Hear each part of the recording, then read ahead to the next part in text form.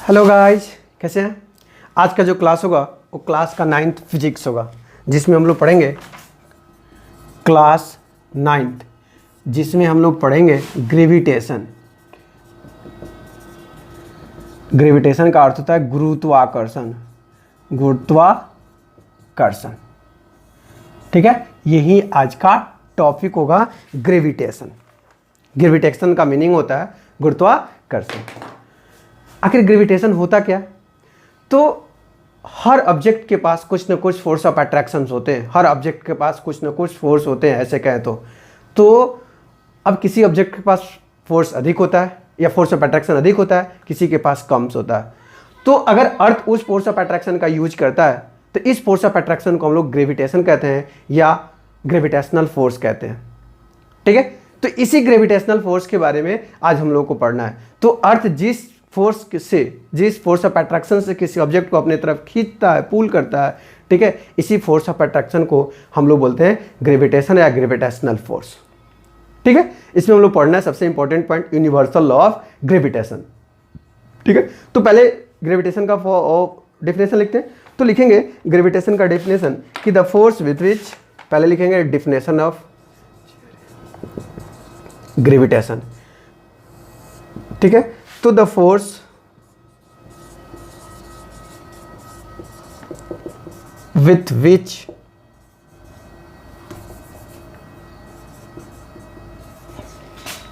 the earth pole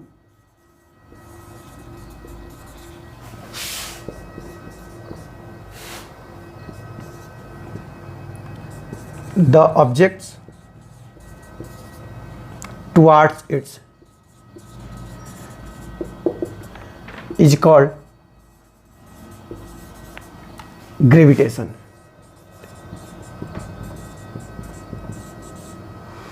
मतलब कि अर्थ किसी भी ऑब्जेक्ट को अपने तरफ खींचती है, जिस फोर्स ऑफ अट्रैक्शन से खींचती है, जिस फोर्स के कारण खींचती है, उसी फोर्स को हम लोग बोलते हैं ग्रेविटेशन। इसका दूसरा नाम है gravity. It is also known as gravity. इसका दूसरा नाम क्या है? ग्रेविटी, ठीक है।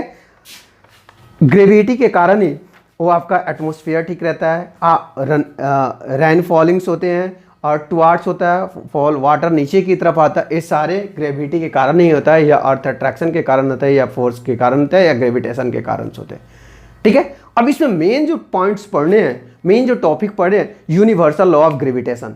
यूनिवर्सल लॉ ऑफ ग्रेविटेशन कहता है कि कोई दो ऑब्जेक्ट्स होते हैं, उसके बीच का जो फोर्स ऑफ अट्रैक्शन होता है, जो फोर्स होता है, वो directly proportional to product of masses होते हैं और inversely proportional to square of distance होते हैं। मतलब कि अगर आप मास बढ़ाओगे तो फोर्स ऑफ अट्रैक्शन बढ़ेगा, और मास घटाओगे तो फोर्स ऑफ अट्रैक्शन घटेगा, डायरेक्टली प्रोपोर्शनल का। और इन्वर्सली का होगा कि अगर फोर्स ऑफ मास बढ़ेगा तो डिस्टेंस घटेगा, और डिस्टेंस बढ़ेगा तो मास फोर्स घटेगा, ठीक है।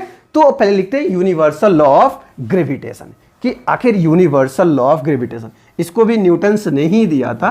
तो टॉपिक का आप वो करेंगे, लिखेंगे universal law of gravitation. Universal law of gravitation, ठीक है। ये जो लॉ दिए थे ये भी न्यूटन साहब ने दिए थे।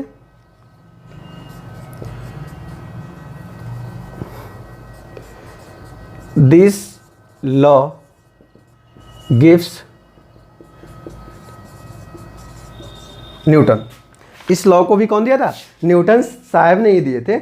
इसका दूसरा नाम है, it is also known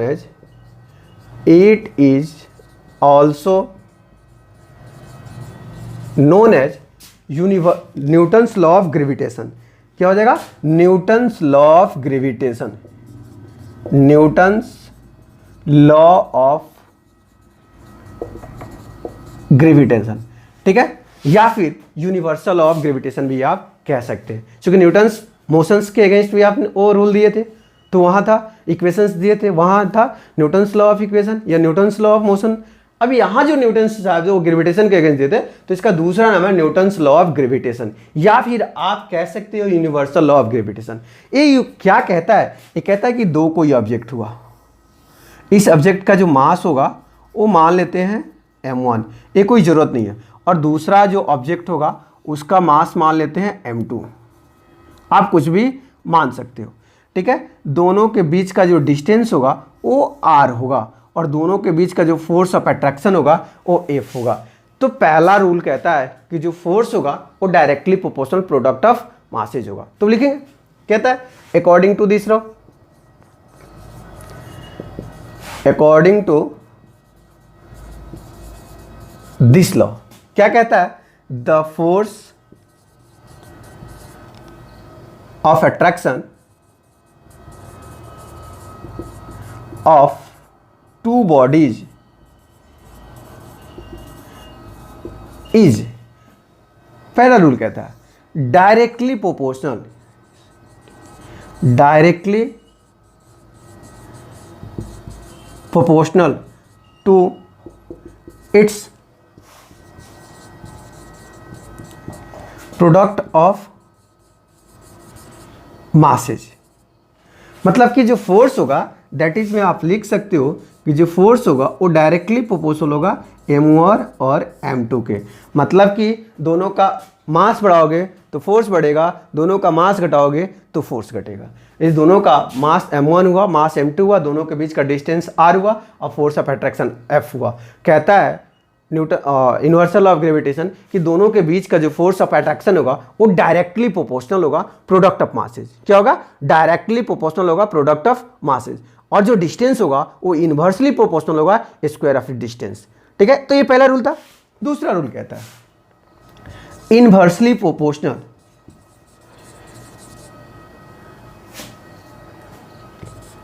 proportional to its square of distance between them। मतलब कि ये जो दोनों के बीच का जो डिस्टेंस होगा उसका स्क्वायर्स होगा। मतलब कि that is F inversely proportional square of distance. अगर आप डायरेक्टली कहोगे तो 1/r स्क्वायर कहोगे और इनवर्सली कहोगे तो सीधे इन r स्क्वायर कहोगे, ठीक है। चूंकि दोनों का सिंबल सेम होता, अगर अपॉन होगा तो इनवर्सली हो गया और अपॉन खत्म हो गया तो डायरेक्टली हो गया, ठीक है। तो पहला लॉ कहता है कि दोनों के बीच का जो फोर्स ऑफ अट्रैक्शन होगा वो डायरेक्टली प्रोपोर्शनल होगा प्रोडक्ट ऑफ मासेज। और दूसरा लॉ कहता है कि जो दोनों के बीच का जो डिस्टेंस होगा वो क्या होगा, इनवर्सली प्रोपोर्शनल होगा square of distance between them. अब 1 और 2 को लिखते हैं एक साथ। क्या करते, पहले इसको लिख लीजिए, यहां तक कोई दिक्कत। पहला लॉ कहता है यूनिवर्सल लॉ ऑफ ग्रेविटेशन का दूसरा नाम है न्यूटन्स लॉ ऑफ ग्रेविटेशन। क्योंकि इस लॉ का जो इन्वेंशन कर रहे इन्वेंटेड थे वो न्यूटन्स थे, तो वो अपने नाम पे भी न्यूटन्स लॉ ऑफ ग्रेविटेशन कह सकते हैं या फिर यूनिवर्सल लॉ ऑफ ग्रेविटेशन। इसका पहला लॉ कहता है कि दोनों के बीच का जो फोर्स ऑफ अट्रैक्शन होगा वो डायरेक्टली प्रोपोर्शनल होगा प्रोडक्ट ऑफ मासेस। और दूसरा कहता है कि inversely proportional square of distance between them, ठीक है। कोई दिक्कत, लिख लिए। अब आप इक्वेशन 1 और इक्वेशन 2 को एक साथ कंपैरिजन करेंगे तो लिखेंगे now from equation 1 and 2। Erase करें, ओके, ऊपर से इरेज करते हैं क्यों। लिखेंगे नाउ फ्रॉम इक्वेशन 1 एंड 2।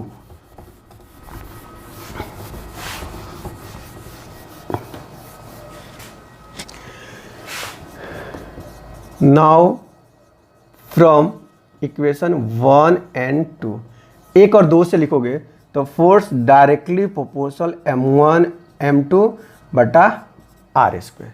कोई दिक्कत, या F is equal to g m1 m2 बटा r स्क्वायर, ठीक है। Here g is equal to है ग्रेविटेशन कांस्टेंट, ग्रेविटेशन कांस्टेंट, ठीक है। जी क्या है, ग्रेविटेशन कांस्टेंट है। इसका जो वैल्यू होता है 6.67 इंटू 10 का पावर जो वो आपका होगा 10 का पावर -11 न्यूटन मीटर स्क्वायर पर केजी स्क्वायर। और बहुत सारा बुक इसको लिखता है 6.7 इंटू 10 का पावर -11 न्यूटन मीटर स्क्वायर पर केजी स्क्वायर। कोई दिक्कत, अब इसको मिटाए।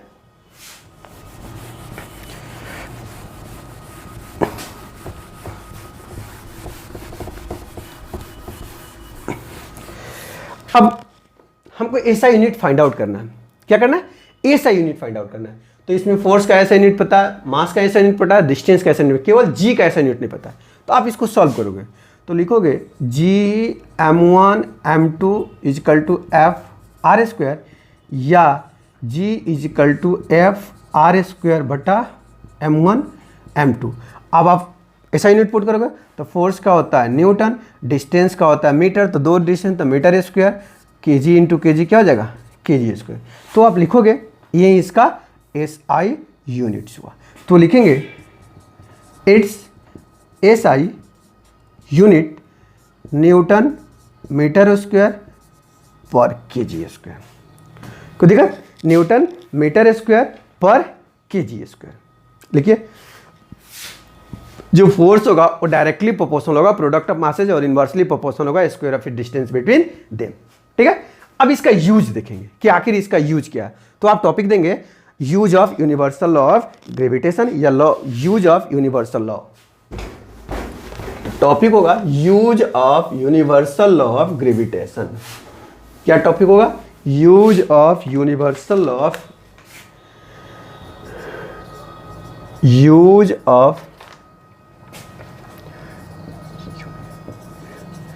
Universal law of gravitation. क्या यूज है? The important use of universal law of gravitation.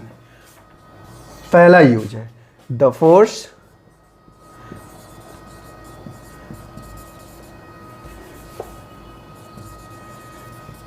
that bind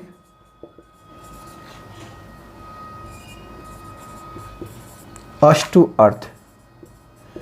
मतलब इसी के फोर्स, यही फोर्स के कारण अर्थ आपस में एक दूसरे से बंधा हुआ होता है, एक जगह से एक जगह कलेक्ट रहता है। ठीक है। दूसरा use the motion of the moon around the earth.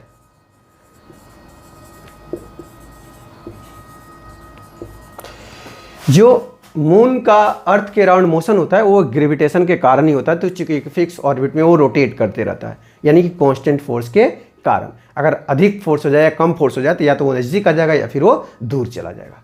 Next, third में द मोशन ऑफ प्लेनेट